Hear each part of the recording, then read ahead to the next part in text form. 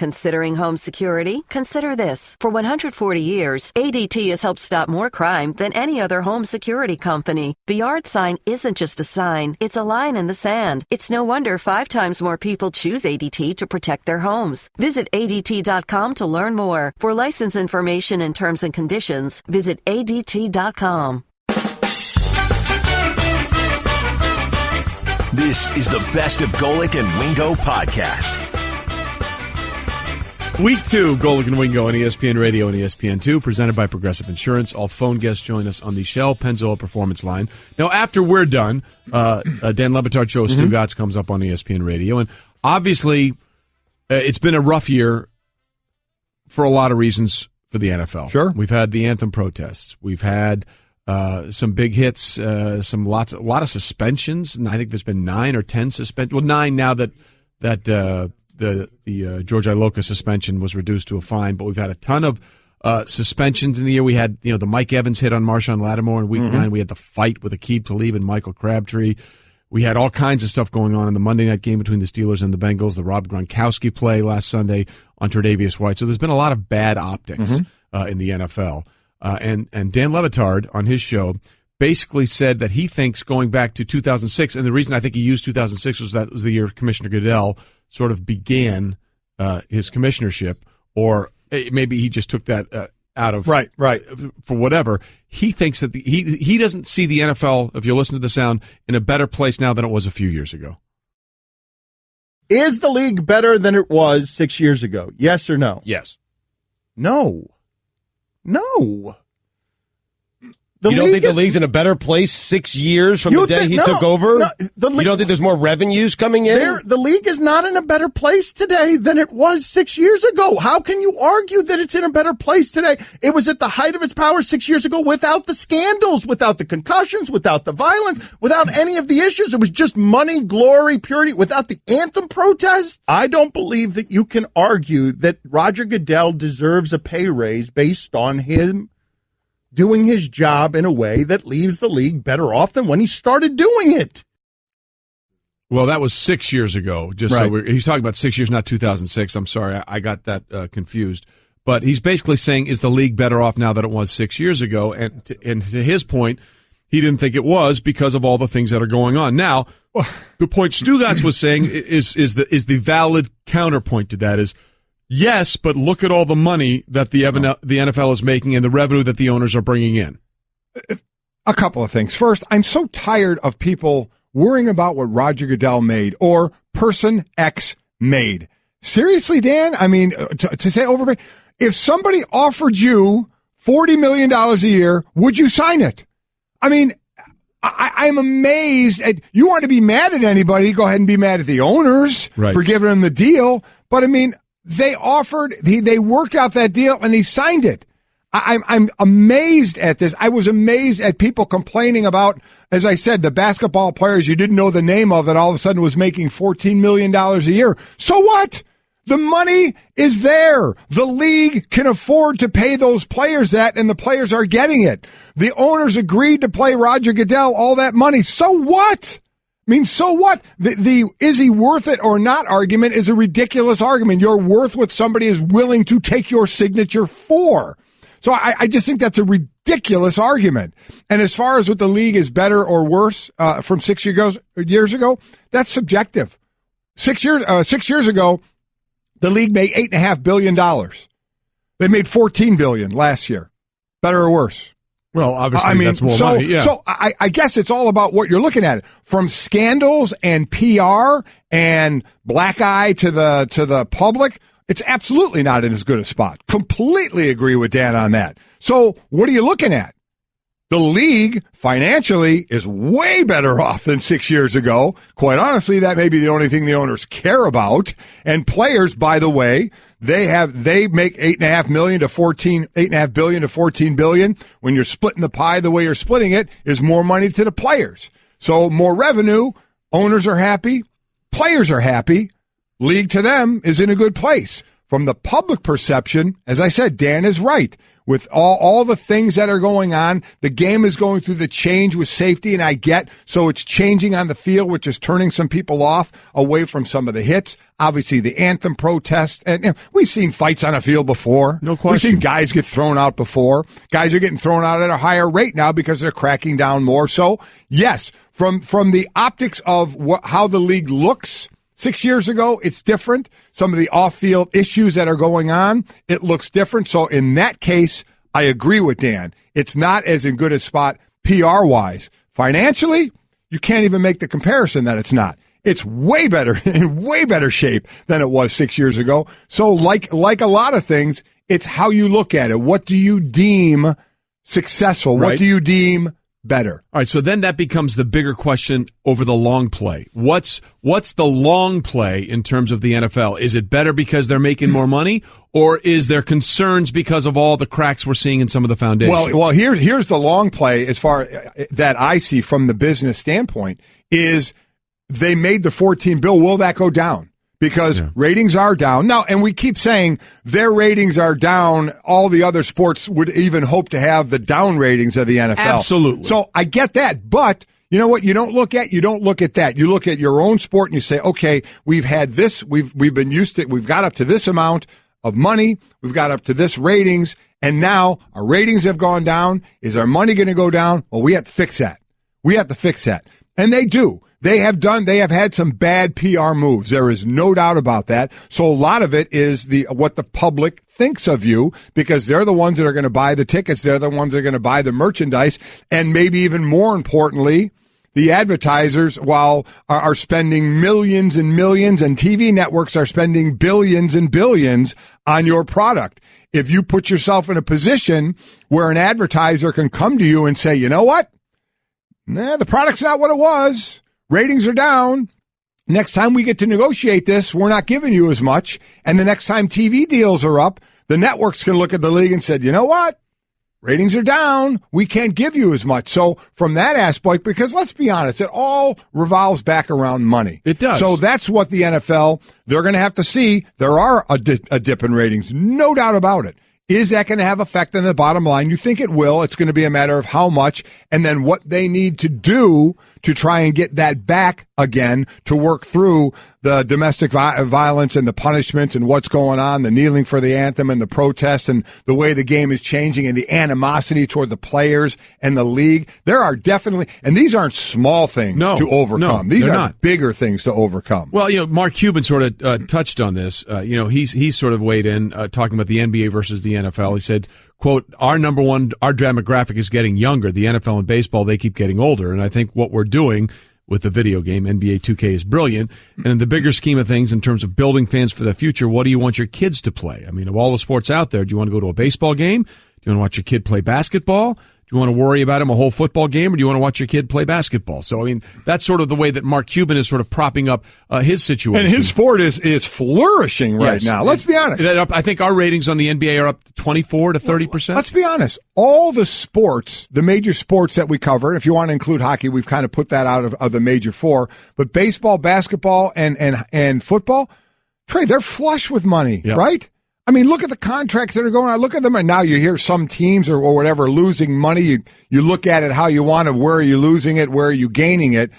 But they're all seem to be flushed. The NBA, without question, is becoming way more popular. It's had tons of money relative to, especially to the amount of players they have on the squad of 15, as opposed to 53, and then add another 10 with the practice squad.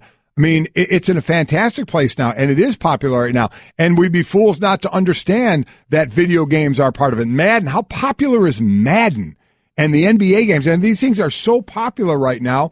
And he's right about the younger crowd. What do they say in the stadiums for baseball? The average, I think the average age was 56. Right. So, you do have to kind of try and bring it down. But I'll say again, as far as the league, certainly worse in some aspects, better in some aspects. It depends on which one you want to look at. And again, what you think the long play is for the sport. Right. I will say this, people are talking about the ratings being down.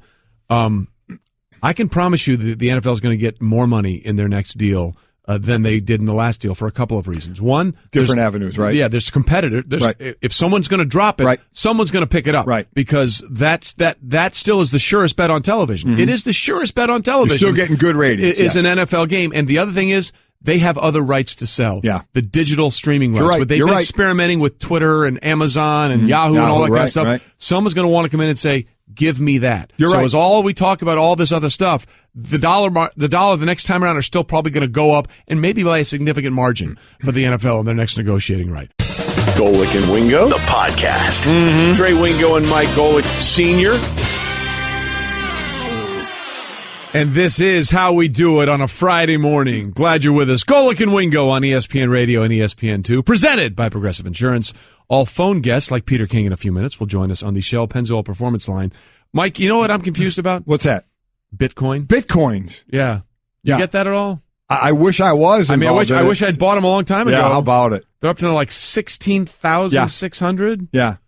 I don't, Bitcoin. Yeah. To me, it's like war. Wins above replacement. It's all mythical and magical. You don't understand it, yet it leads to some people making a whole lot of money, which makes us want to be involved. Not us.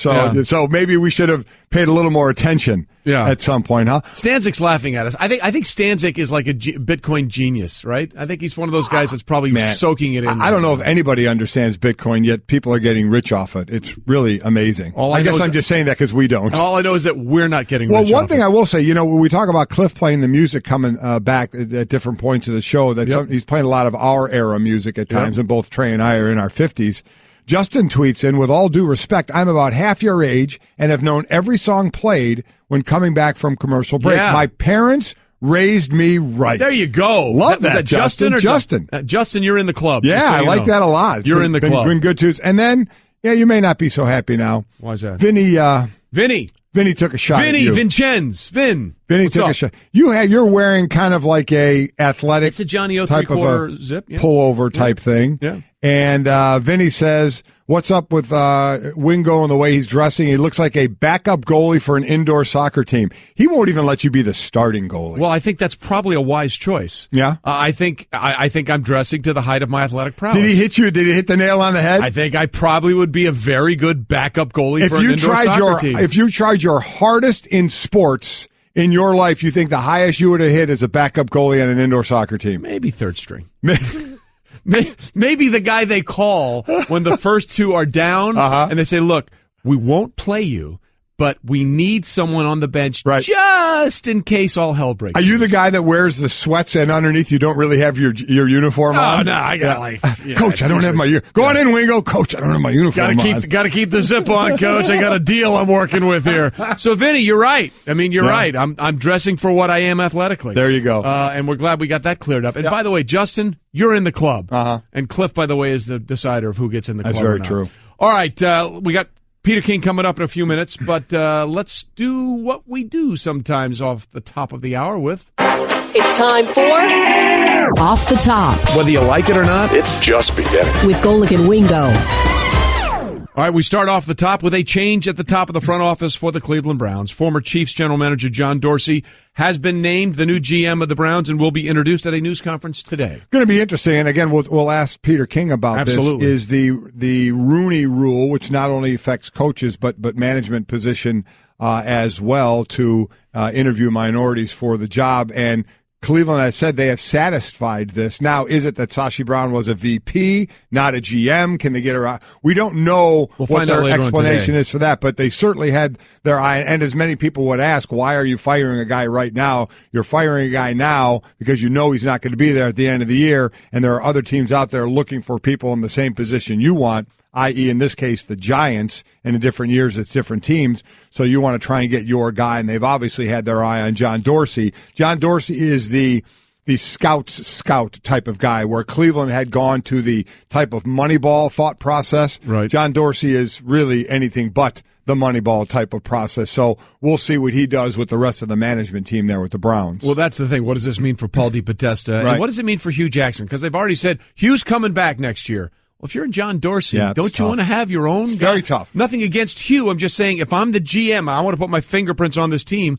let me put my fingerprints on this team. That's normally the way it goes. Yeah, the GM picks the coach. All right, we'll see what happens going forward. Okay, we'll touch on that with Peter King when he joins us in just a few minutes. We continue. Off the top. Baker Mayfield doing that EGOT thing, Emmy, Grammy, Oscar, Tony. Yes. He is cleaning up.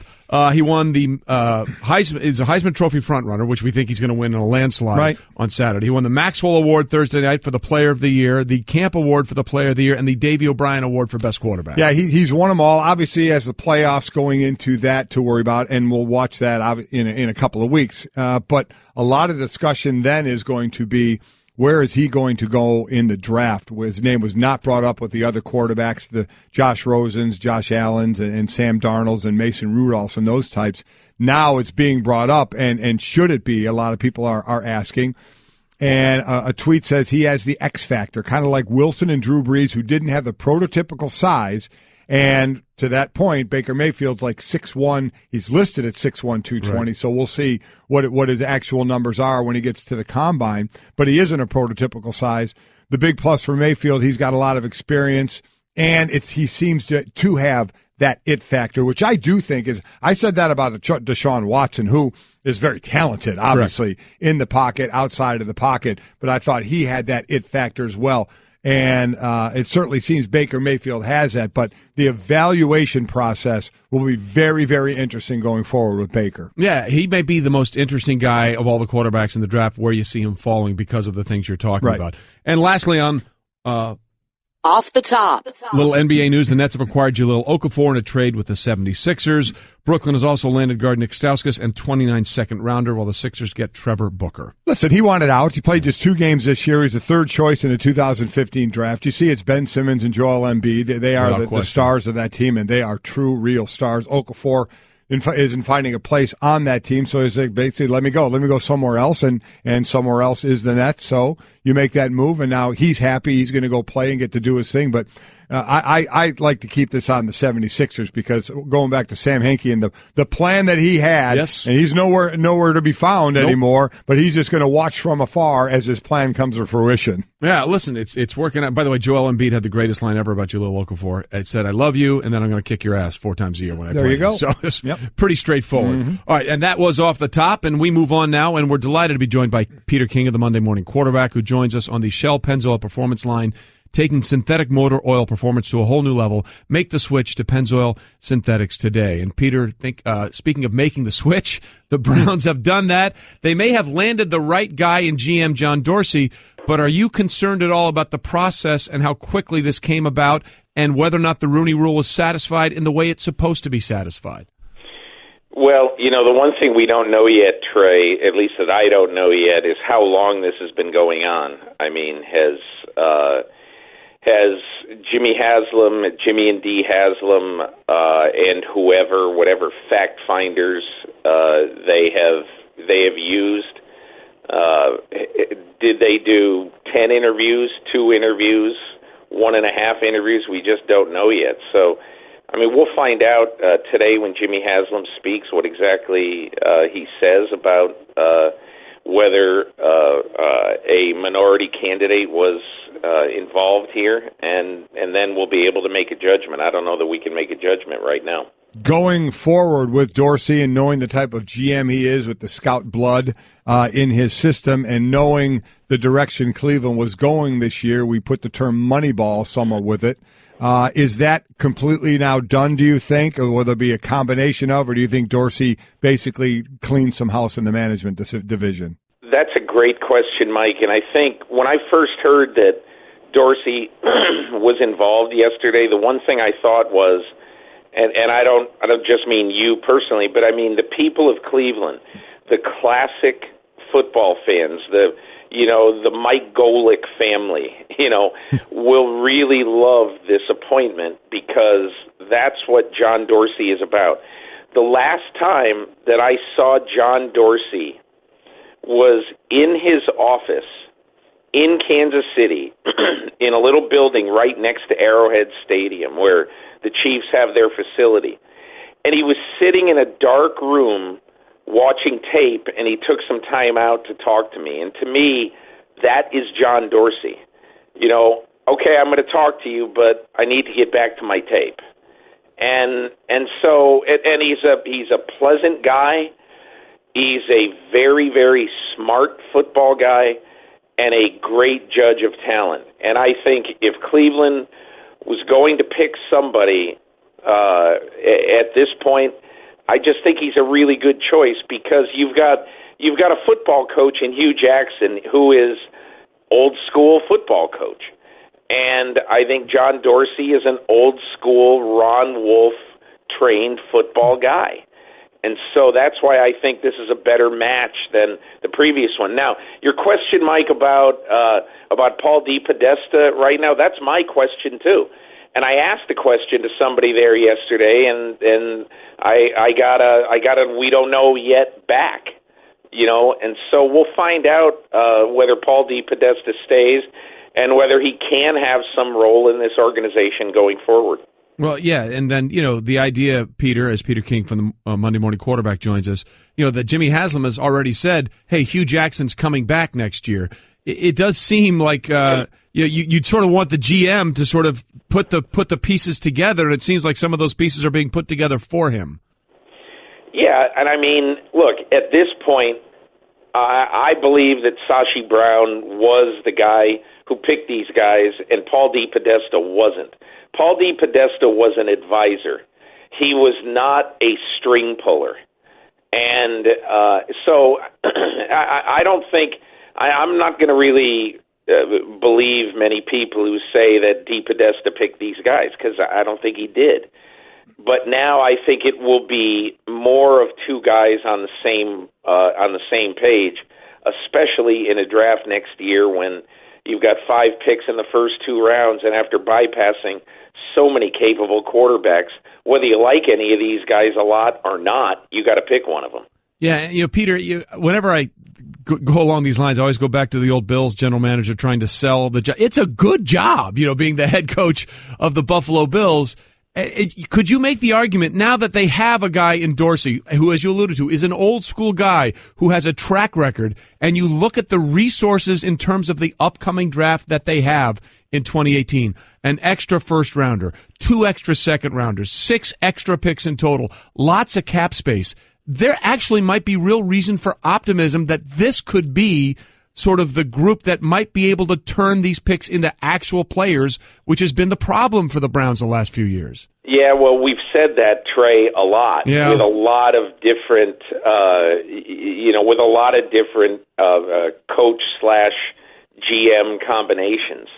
And, the only thing I would say about this one is that to me, I think it's more of a match between coach, and I don't even know how well or if these guys know each other well at all, but knowing both men, they fit each other pretty well, I think. And I'll just say one other thing. I was talking to Joe Thomas a couple of weeks ago, and I expected Joe Thomas to be fairly reserved in his praise because Joe Thomas, to me, he's one of the ultimate, really honest guys who's going to tell you exactly what he thinks. Joe Thomas loves Hugh Jackson. He loves the guy. He thinks that he is the guy, no matter what the record is, who can turn this team around, and the players are listening to him and doing what he says. So I definitely think that this group has a chance, and now we'll see if they can do it. Talking to Peter King on the Shell Pennzoil Performance Line. Overall, and going into next year in a kind of a reactionary mode, we've seen on the field more players getting tossed. We've seen what's gone on with Mike Evans and Gronkowski and the fight with Crabtree and Talib, and then certainly the hits by Smith and by George Iloka. So we've seen all the different things and others that have gone on the field. Now, Peter, there's all the talk now about should there be more defined games with action on the field? Should this mean 3 games to 5 games, a range? Then there's also talk of are they going to institute the targeting rule that's in college right now? All in a reactionary measure of this is what's going on, how do we react to it? How do you think the NFL reacts to what's going on the field as far as discipline coming up next year? That is a great question, Mike, and I think it's on the mind of a lot of people around the league. I think it ranges from this was really one of Jerry Jones's flashpoints. and what really had him hot in the off season, and that is he thinks the NFL is way too suspension happy. A 1-game suspension in football is equivalent to a 5-game suspension in the NHL or NBA, or a 10-game suspension in Major League Baseball, and that the suspensions are given out too willy-nilly. Now, I think we're entering a very interesting point of NFL history, which is a time that more and more parents around the country are watching the NFL, and if they decide it's too violent, they're not going to let their kids play. And that's just the way life is right now, and the NFL has to respond to this. They don't have to be scared by it, and football is not going away, but I think they have to be cautious, and they have to be responsive to the fact of people who want to see JoJo Smith-Schuster standing over a guy who may be unconscious and laying on the ground and taunting him while one of his own teammates is laying in the hospital and he has no idea whether he's ever going to walk again. The optics of that, not to mention the idiocy of that, is pretty high, is pretty bad, I should say. So, the NFL obviously is going to be concerned, but I would agree. I think there needs to be a more well-defined and not so week-by-week approach to how players are suspended. Yeah, Peter King with us on Golic and Wingo on ESPN Radio and ESPN2. Peter, you alluded to it after the Monday night game with those hits on the Monday morning quarterback. What are you saying to parents who say, do we want our kids playing this game? And it is sort of Mike Mitchell had that epic rant that he went on after that game, and I think that was a little bit I don't want to say upsetting, but because these are rules that the NFL's tried to implement over 5 or 6 years now. I can remember, Peter, when they first put out Ray Anderson, who's now at Arizona State and has just poached Herm Edwards away from us. Thank you very much. When he was head of the officials, put out that tape and said, "Look, this is a hit. This is a clean hit. This is not a hit, and this is a bad hit." And we had Channing Crowder saying, "Look, this is my helmet. If you give me my helmet," at that point, a linebacker for the Dolphins, saying, if I'm going to use it as a weapon, we're still, it's sort of a little unsettling that 6-7 years removed from that, we're still having to let people understand, no, that's not what that's for. That's something that's a protective piece of equipment, right, and we need to do things differently now. Well, I think the one thing that players, and look, if I were a player and I accidentally, I was going to tackle somebody, he lowered his head and we went helmet to helmet. It's one of those things like with a baseball pitcher. When a ball absolutely seriously just slips and you hit a guy either in the helmet or wherever in the face, and it's a terrible thing and you didn't mean to do it, it doesn't matter. You still did it. And it's the exact same thing that the NFL is going to maintain. If you hit a defenseless player helmet to helmet, you are responsible for that. You're either going to get heavily fined or suspended. That's just the way the game is going, and I think for long-term efficacy, intelligence of the game, that's the way the game should be going. Well, we'll see if that continues to be in that trend. Peter, as always, we appreciate you being with us. And we hear, by the way, you're a fan of the music of the show. So I love the music of the show, Trey. I'm sure that you picked it out, didn't you? No, it's all Cliff. That's all Cliff. But Peter, Enfield, Connecticut's own Peter there King, you go. by the way. Peter, thanks for being with us, my friend. Thanks, guys. Golic and Wingo, the podcast. What a day, what a show, what a time. I tell you what, a great sports night last night. No doubt about it. 1, 2, 3, 4. Hey everyone, Mike Golic here. Support for Mike and Mike podcast comes from our friends at Rocket Mortgage by Quicken Loans. Chances are you're confident when it comes to your work, your hobbies, your life. Rocket Mortgage gives you that same level of confidence when it comes to buying a home or refinancing your existing home loan. With Rocket Mortgage, you can apply simply and understand fully so you can mortgage confidently. To get started, go to rocketmortgage.com/Mikes.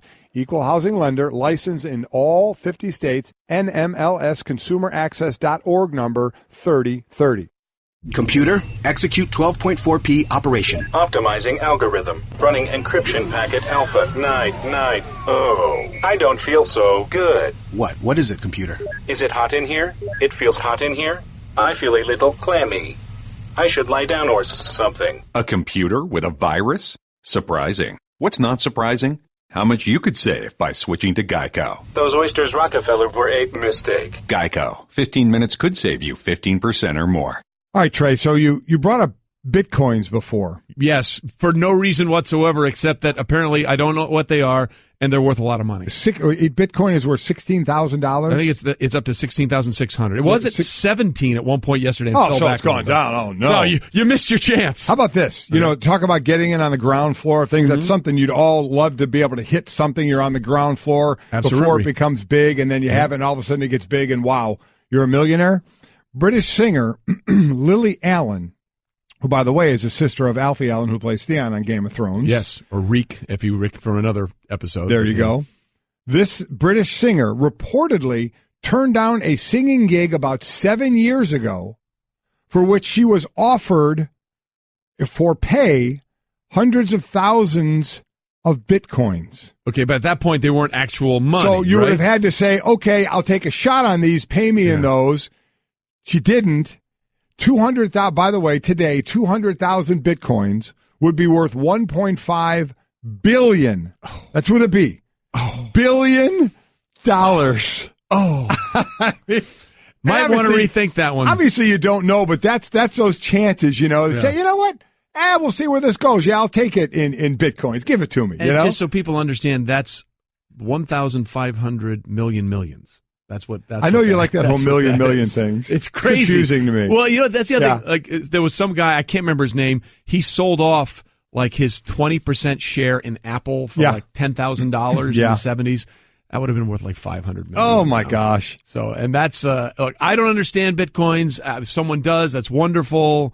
It would have been great to say, "Hey, Bitcoins are worth 16,000," and you go, "Oh man, you know what? I remember about 7 years ago, I did this gig. I think I got about 100,000. Let me go look it up. Yeah, somewhere. You pull. Well, that's like that. That's that movie Holes that came out, and they found the box with all the AT&T shares in it and all that kind of stuff. Okay, you just stumble into $gazillion. Wow, that's good fantastic. For you. Well, you know what? Maybe she can make it. No, there's no way you're making it. No, you're not making $1.5 billion. No, you're not. You're just going to have to kiss that one goodbye. Mm-hmm. All right, we are Golic and Wingo on ESPN Radio and ESPN2, presented by Progressive Insurance.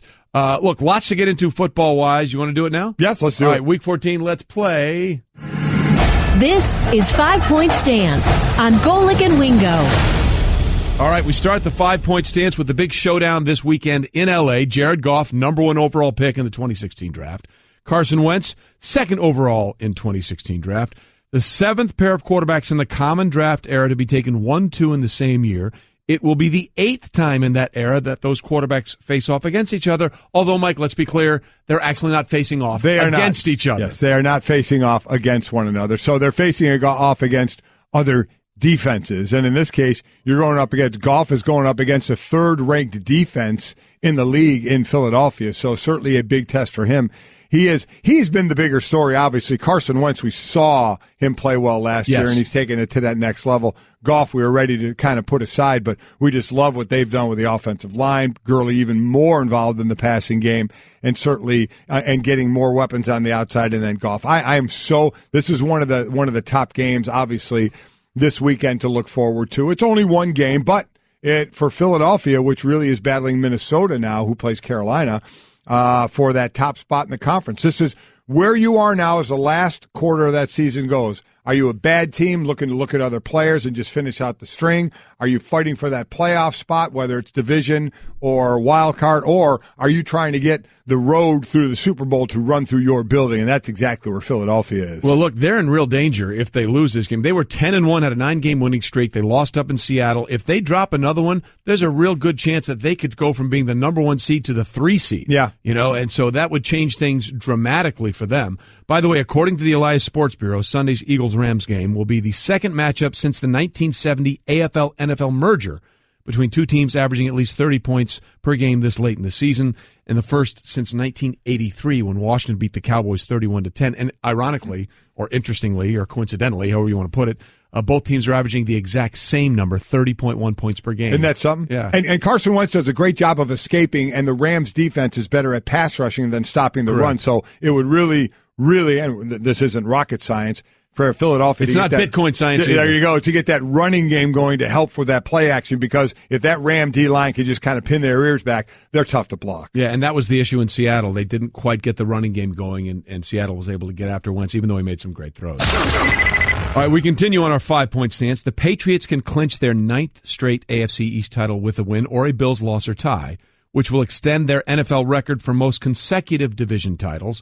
A win would also clinch their 8th straight 11-win season, which would pass the Colts for the longest such streak in NFL history. Listen, there's not a ton to talk about here. They're the best team in the AFC right now. Glass half full, you want to say about Gronk. He gets a week to rest. Yeah. Gronk's still obviously a great player who did a very dumb thing. He's going to sit a game. So for New England, they're doing what we give them credit for doing. We were surprised early on when they lost 2 games at home, but we're like, if a team can figure it out, it's the New England Patriots. And that's exactly what they're doing. So not really a lot to digest here. And by the way, what's the common theme here? 8th straight 11-win season, which would pass the 2003 through 2009 Colts. What do those teams both have in common? Stability and excellence at quarterback. Yep. Tom Brady and Peyton Manning. By the way, 5-point stance brought to you by Geico. 15 minutes could save you 15% or more on car insurance. Visit us at geico.com or call 1-800-947-AUTO. We continue with our 5-point stance. The 1992 Chargers, as we have said, the only team in NFL history to make the playoffs after an 0-4 start. They finished 11-5 that year. But now the 2017 Chargers are now 6-6. Tied, and it's a 3-way tie right now for the AFC West lead after starting 0-4. According to the Football Power Index, the Chargers have a 38% chance of making the playoffs. They finish Washington, at Kansas City, at the Jets, home for Oakland. Yeah, listen, this is the team where we talk about it's not where you start, it's where you finish when you're peaking at the right time. Phillip Rivers continuing to do his thing. Just 7 interceptions to go with the 21 touchdowns. Melvin Gordon showing the versatility, being able to stay on the field, but then showing the versatility that we thought he could, that we all thought he had coming into the league. And boy, Keenan Allen, he has really, really been something for them. So you give a lot of credit to this team. Just kind of. It's always the team, or they've always been that team. Rivers down late in the game, ball. Can he get this team to victory? Too. They've just watched the other team slide right back on down to them. So it's right there for them. So if you're a team like Oakland or Kansas City, are like, hey, okay, no matter what happened, forget it. We're all 6-6. We all got a shot going forward. For the Chargers, it's like, hey, what we've done, remember it, because we're catching these teams that are falling back to us. So it's just a different vibe for each team in the way they're going. And again, a huge showdown also not involving the Chargers in the AFC West as the Raiders and the Chiefs get it going. And remember, the Raiders have already beaten the Chiefs in that epic Thursday night comeback where they had, 3 chances to get it in on the final play because of all the penalties. So a huge game in the AFC West coming up. Continuing the 5-point stance, Case Keenum is second in the league in total QBR, 75.4 out of 100, which is the ESPN-based metric, trailing only Deshaun Watson at 81.8, but obviously he hasn't played for a while. Keenum was last in the league with a 37.5 total QBR last season. Now, listen, what he's doing, obviously, it's been fantastic. He's making himself a ton of money right now, no question about that. And so this team now in a battle, as I said, with Philadelphia for the top spot in the conference, and a tough game for them. Was it Carolina, right? Minnesota's at Carolina. Third straight road game. So you're going against a defense. This is, I think, one of the smartest. You look at middle linebackers that run defenses, and guys that have done it in a great way. You go back to obviously to the greats up on through, and today there are guys like Luke Kuechly who dissect the play. They pre-read just like quarterbacks do on the offense, and the way he's able to do that and put his players in the right position. I'm really looking forward to this matchup because of the weapons that Minnesota has on the outside with the receivers in Thielen and Diggs and Rudolph at tight end. Lost Dalvin Cook at the running back position, but I'm going to love this because the talent on that Carolina defense is certainly there, especially in the front seven. But the way Luke can break it down, that to me is the great matchup. The quarterback pre-snap read to get your team in the right position, and the linebacker pre-snap read to figure out what they're doing and get them in position. I'd say great. Watch Just watch before the play. Watch the quarterback talking. Watch Kuechly pointing and talking to everybody. It's just, this is when all the study during the week, when all the practice and all the game film, this is when it all comes to fruition, about 10 seconds to 5 seconds to 3 seconds before a play, and then 1 second after the ball is snapped until everything is declared. Look, Teddy Bruschi says it all the time on NFL Live. If you take your eyes off the ball, you may learn something about football. And you're talking about that with Luke Kuechly. That's exactly right. Certainly the case. You can't overstate this enough. Case Keenum is really the third-string quarterback, or was the idea of being the third-string quarterback for Minnesota. And he's on an MVP pace. He really is. And yet every week he's just the starter for next week. So I mean, what does a guy have to do to get a little more solidarity backing? But he's been playing great. And we finish up our 5-point stance with our football power index. Gives the Browns a 40% chance of winning Sunday against the Packers. That's their best chance of winning the rest of the season. The Browns are 4-40 in their last 44 games. For all that's going on, Trey, the Browns players actually got some good news in the last day. Yeah. You know what the good news was? They know who their coach is next year. Correct. There is something, because I've certainly been through this. We're coming to the end of the year. You know you're not going anywhere, and you don't know if the coach is going to be there. So, listen, I know most people just watch and you say, well, you're just supposed to go out there and play. Just go play. That's what you do. But, man, when guys' livelihoods are on the line, moving families, all that thought process is on the line, it can take on a different air. So, to me, there is something for the players, at least the comfort of knowing that head coach they're listening to, who's directing them and coaching them, he's going to be the guy that's coaching you, and most likely means the guy coaching your position, he's going to be there as well. Right. And that's who players deal with the most. It's not the head coach, it's the assistant coach, of which if you get a new head coach, you're going to get a new assistant coach. So there is that small level of stability that the players did get yesterday. Yeah, absolutely. And look, it sounds weird that a 40% chance is their best chance, but that's sort of the way it is. They haven't won a game on Sunday in a couple of years. I mean, Hugh Jackson is 0 for September, October, and November in his career as the Browns head coach. They did have that win in December last season, but that was on a Thursday. By the way, according to the Elias Sports Bureau, a loss Sunday would give them the worst 45-game stretch in the history of the NFL. That would drop them to 4-41. Golic and Wingo, the podcast. It was all sort of one big giant Jell-O mold. It's very interesting where that went. We're finishing up our second week of the show, and we're sort of here. As you and Junior like to say, water is finding its level. But when we started the show a week ago Monday, we were very open honest. Look, we get it. It's a new thing. Oh, yeah.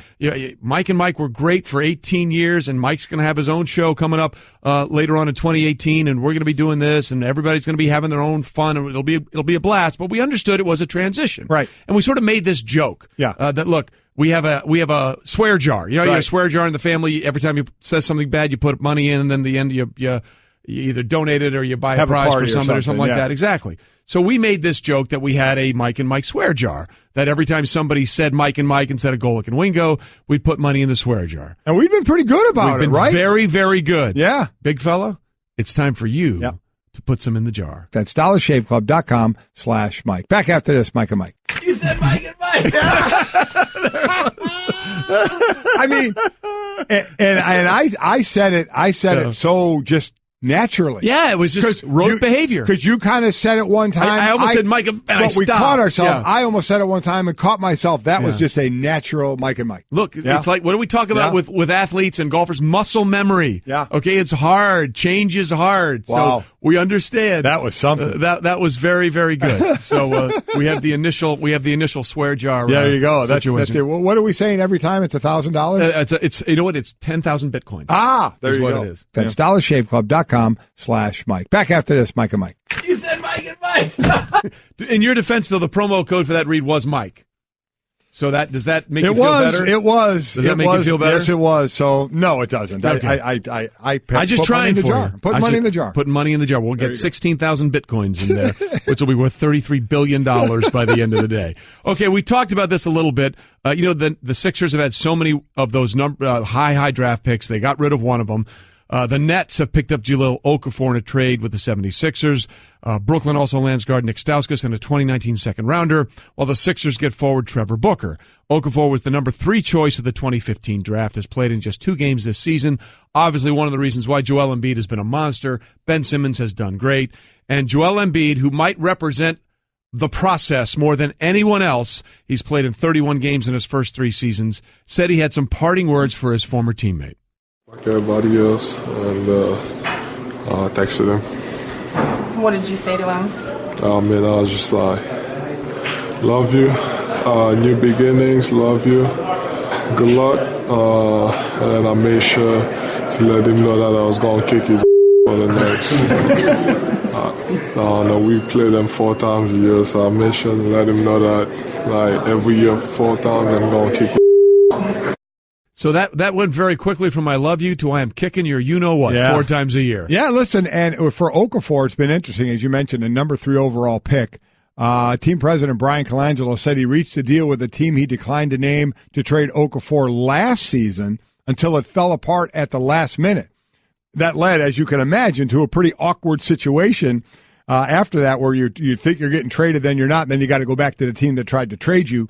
Okafor didn't even travel with the team during the trade deadline. He did lead the Sixers in scoring as a rookie with Embiid out with injuries. Okafor played 55 games last season, never really messed with Embiid. Oh, and then Okafor started piling up the did not plays, the DNPs. Those stretched into this season, and obviously life is going to go on without him. As Brett Brown, coach, said, he can now go play basketball again, which is true. He's going to get new life to go play ball there and kind of do his thing. But Embiid, I love Joel Embiid. He's a national treasure already. Absolutely. Right? He's phenomenal. Dude, he's that athlete of today, which is an athlete of today, big and can do anything. And then he is fantastic on social media. I mean, he just absolutely is. So there's nothing not to love about the guy. By the way, did you see the picture of him next to Jose Altuve at the Sports Illustrated Person of the Year Awards? It was amazing that they're both dominant athletes in their chosen profession. Really incredible. And there's no way one could do what the other one is doing. Yeah, that's exactly right. It was hard to believe that those were 2 from the same species. Yeah. I mean, it was 2 of the best in their sports, quite the contrast. But Pretty Embiid wild. is a lot of fun, and we'll see if Jahlil Okafor, as you said, can get it going for the Nets. Golic and Wingo, the podcast. Let's not expect too much. There's only one person out there that's expecting way too much out of this guy too early. We know who that is. It's his father.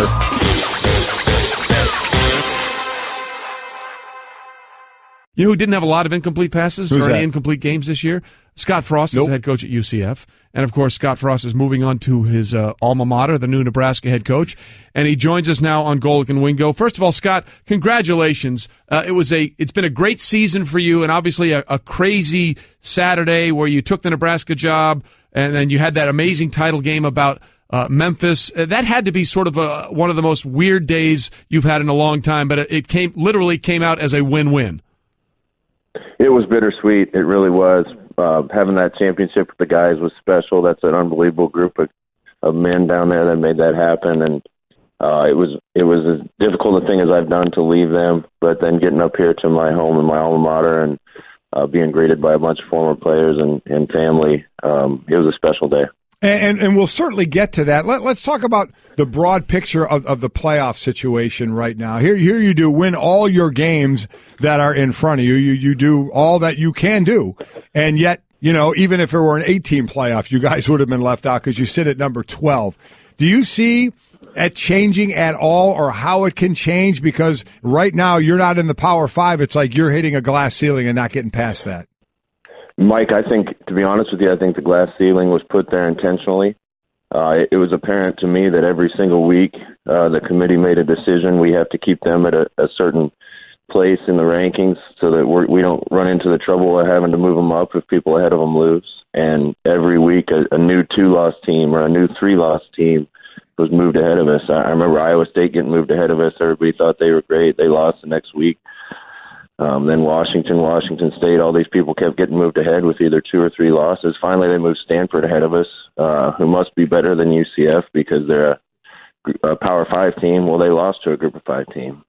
So I think a lot of assumptions were made. And to answer your question, I really think if it was an 8-team playoff, we might be 6 or 7. UCF might be 6 or 7, because at that point the committee might say, okay, now that there's 8 teams, it's okay to have a group of 5 team in. I completely agree. I've always said I think it should end up at an 8-team playoff, and that's the way a group of 5 team can get in, and I agree with you. I think it would have went that way. But, yeah, it's got to be so frustrating seeing these teams losing and passing you to boot. So does that put even more on your that final talk to the team in the Chick-fil-A Peach Bowl where you're playing against Auburn, a team that was 1 game away from being in the playoffs? Now, they're not going to be in the playoffs, but you do get a chance to prove yourself against one of the top teams in the country.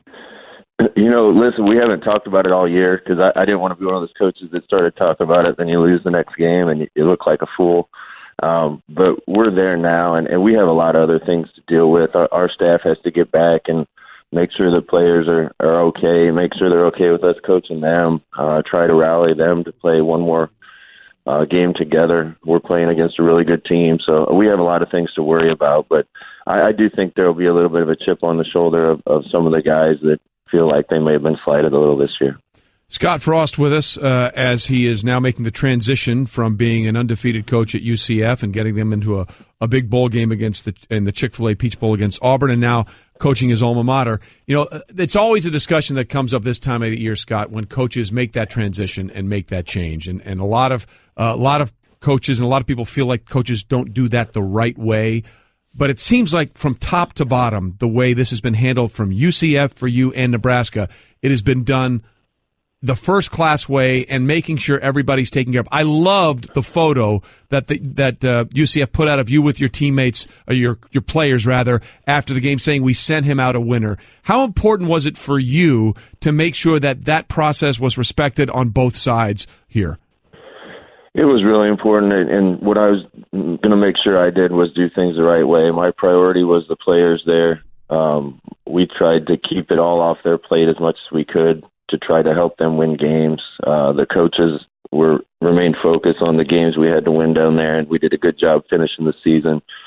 My next priority was to make sure that the staff was taken care of, and I gave them all an opportunity to decide whether they wanted to come here with me or not. I watched a lot of other coaches take the next step and get jobs, and they leave people behind, and they say, you were good enough to help me win there, but you're not good enough to help me win at my next one.